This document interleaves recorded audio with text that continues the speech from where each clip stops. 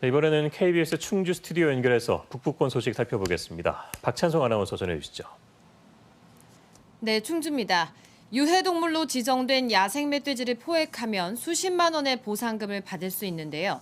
포획 보상금을 노리고 야생 멧돼지 사체를 훔치거나 허위 신고하는 사례가 잇따르고 있습니다. 이규명 기자가 보도했습니다. 괴산의 한 폐기물 매립장. 화물차가 들어오더니 포획한 멧돼지 등 야생동물을 버리고 빠져나갑니다.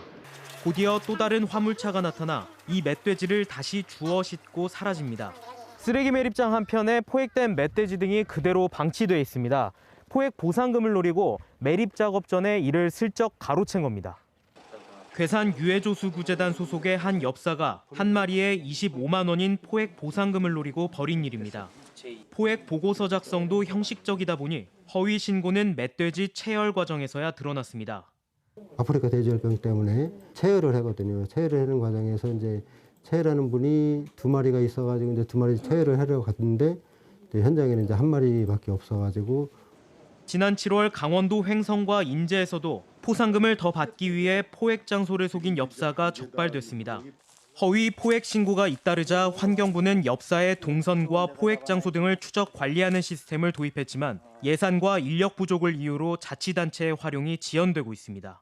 현재 7개 시군에서 포획관리 시스템을 운영 중에 있고요. 예산 반영이나 이런 것 때문에 나머지 4개 시군은 11월까지 구축할 예정입니다. 환경부는 보상금 부정 수령을 막기 위해 지급 절차를 강화하고 허위 신고 등에 대한 처벌 규정도 마련할 계획입니다. KBS 뉴스 이규명입니다. 최근 충주에서 충북선 고속화 사업 계획을 두고 찬반 갈등이 심한데요. 일부 노선 변경 요구에 조기령 충주시장이 공개적으로 불가 입장을 밝혔습니다. 조 시장은 오늘 업무보고회에서 지역 일부 단체가 충북선 고속화 사업 구간의 변경을 요구하면서 충주시를 겁박하고 있다고 말했습니다. 내년 선거 심판을 운운하면서 단체가 요구하는 노선대로 충주시가 정부에 건의하도록 압력을 행사하고 있지만 이는 과도한 요구로 지역 화합과 발전을 저해야 한다며 수용하지 않겠다고 선을 그었는데요.